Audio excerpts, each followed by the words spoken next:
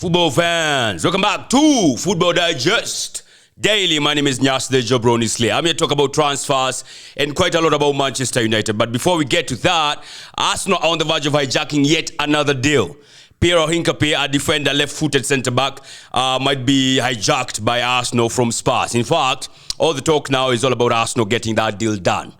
Yeah, we are in for that deal, and he was previously linked to the Spurs yesterday. No sooner had he been linked to the Spurs than Arsenal came in, and now it's all going to Arsenal. But there's one catch, two actually. One, Arsenal want to pay 50 million euros, but Leverkusen wants 60 million euros.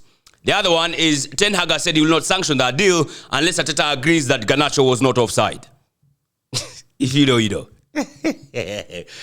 Yeah. Speaking of Ten Hag and Manchester United now, this one has really caught my eye because I've seen it trending the last couple of days, last couple of hours, basically from Sunday to now. Apparently, in the post-match conference of the draw with Fulham, Ruben Amorim said that Mainoo is in direct competition for a position with Bruno Fernandes. Now, Bruno Fernandes, you all know he has been relegated to be playing as a number 8, basically a box-to-box midfielder, and that's where Mainoo thrives at. And I was like, why is Mainoo having to compete with Bruno, one of the best creative midfielders in the Premier League? Why is Bruno Fernandes playing out of position?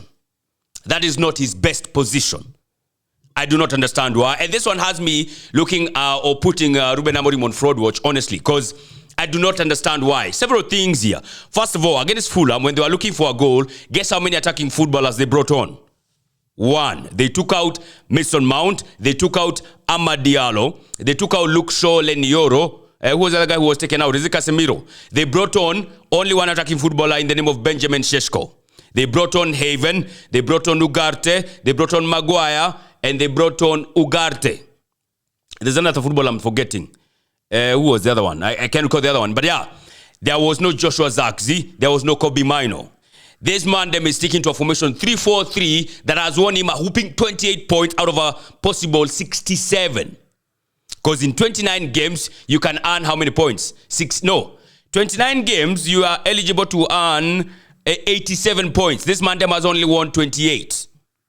I do not understand why he's sticking to a formation that is getting him such poor returns. In that formation, you're playing guys out of position. Bruno Fernandes being played out of position.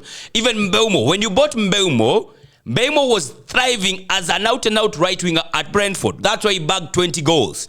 Not playing as an inside 10. That's not where he was thriving at. Mateus Cunha, you could argue he can play as an inside 10 and whatnot.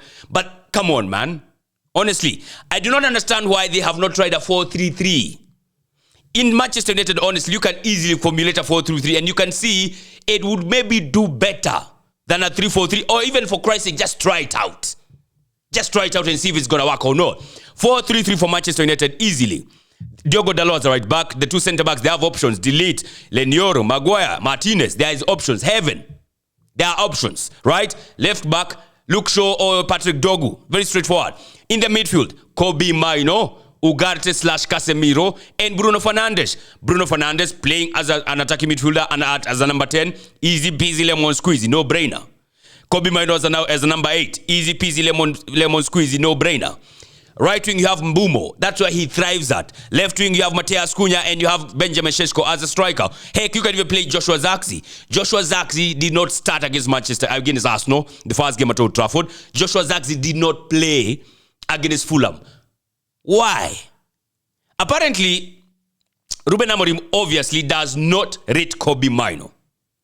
It's very straightforward. One of the best academy graduates that they have ever had in recent times is being seen as surplus to requirements. So much so that he's being linked to the move away. He is apparently keen to leave Manchester United and he wants to go play in Europe. Because I don't understand why you put him up against the captain. The captain is always going to start. Always. Unless Manchester United drops Bruno Fernandes, Kobbie Mainoo is stuck in the bench. Kobbie Mainoo has played quite well for Manchester United, especially in the 23-24 season. Scored a fantastic goal against Wolves, you all recall that. Scored a fantastic goal in the FA Cup final as they went to beat old Manchester City. Played quite well for England, even in the Euros final. Why is he not getting any game time at Manchester United? How? I do not understand. At Arsenal, I would take him in a heartbeat. Honestly, I would take him in a... He would be a good understudy for Zubimendi and Declan Rice. So apparently Ruben Amorim does not rate him for God knows what reason. I don't know. If they lose that guy, now I know Manchester United, you are poor, man, but fucking hell, if you lose Kobbie Mainoo, that would be diabolical. It's the best thing that happened to them since I don't know how long ago. Since Bruno Fernandes. Honestly. And now Bruno Fernandes is willing to the move. Apparently there's a club that is in for him for 90 to 100 million. I mean, if Manchester United don't have money, because they've been linked to them in the move for Baleba, sell Bruno Fernandes then. Sell Bruno, get the 100 million, buy Baleba, and play Kobbie Mainoo, goddammit. Because even when you buy Baleba, what does that mean for Kobbie Mainoo? Less game time, basically. Or what could it be? I do not understand. Ruben Amorim is doing some strange things, to be honest. And apparently, for me, that's why I have him on the fraud watch. Honestly. Yeah, so Kobbie Mainoo is being linked to a move away from Manchester United. He has been linked to the move to Real Madrid already. Yeah, so I saw a journalist in the name of Mike Keegan saying it might be Madrid are sort of looking towards signing Kobbie Mainoo. So, man, I don't know what's going on at Carrington and whatnot, but how Ruben Amorim does not rate Kobbie Mainoo beats me. I don't get it. Honestly, I don't get it. I would like someone to explain to me how Kobbie Mainoo does not get game time at Manchester. I would like someone to explain to me like a 10-year-old. Because I don't understand it. I do not understand it. Also, how a man can stick to a 3-4-3 formation that is giving such poor returns for almost a year plus. For almost a year. I do not understand. You cannot be that stubborn. Honestly. You know, if you are stubborn to a formation that is yielding results, that's something. But being stubborn to a formation that is giving you fuck all. Come on, man. That's suspect. Moving like a goddamn fraudster, no lie. Honestly. So, man, Manchester United, it's not looking good for them. Of course, next weekend they have Burnley.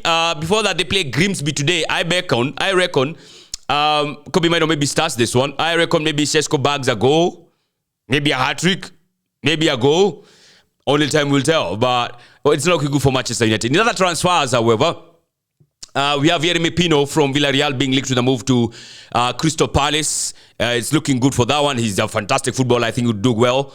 Crystal Palace, they have been said to be willing to pay, I think, 30 million euros. I had seen 50 million euros linked some time back, but I don't think that's going to happen. So time will tell on that one. That's one to keep an eye on. Chelsea have apparently made a proposal for Fermin Lopez from Barcelona. That's huge. Honestly, that's huge in my opinion. Another one to keep an eye on. Of course, the Hincapie deal. Jakub Kivior might be leaving Arsenal. Actually, the Hincapie deal is pegged on Jakub Kivior leaving Arsenal. He's being linked to move to FC Porto. There was apparently a jet waiting to take Kivior to Portugal yesterday, but that deal that was cancelled because we have no headway or we have no progress in our replacements deal. Basically, the deal for Hincapie. So as long as there's no advancement in that deal for Hincapie, we cannot sanction a move of Kivior to Porto. So that's something to keep an eye on. Manchester United, I don't know if they're making any moves. Liverpool, of course, there's the Isak deal. Newcastle are being linked to the move for Jørgen Larsen from Wolves. They have apparently made a bid of £55 million that has been turned down. They want more. Of course, Wolves want more. And of course, this is pegged on Isak, who has said he is not playing for Newcastle again, ever. So Newcastle seem like they have no option but to sell. They also, of course, lost the battle for custody of Isak when they lost to Liverpool on Monday. So, yeah, another one to keep an eye on. They might be also be going for who? Jan Wissa. I don't know how far that has gone, but another one to keep an eye on. So that's the transfer market as it is. You have 5 days to go as of today. So we shall be keeping you updated on anything that is happening in that front. For now, there's only one thing left to do. Subscribe to the channel.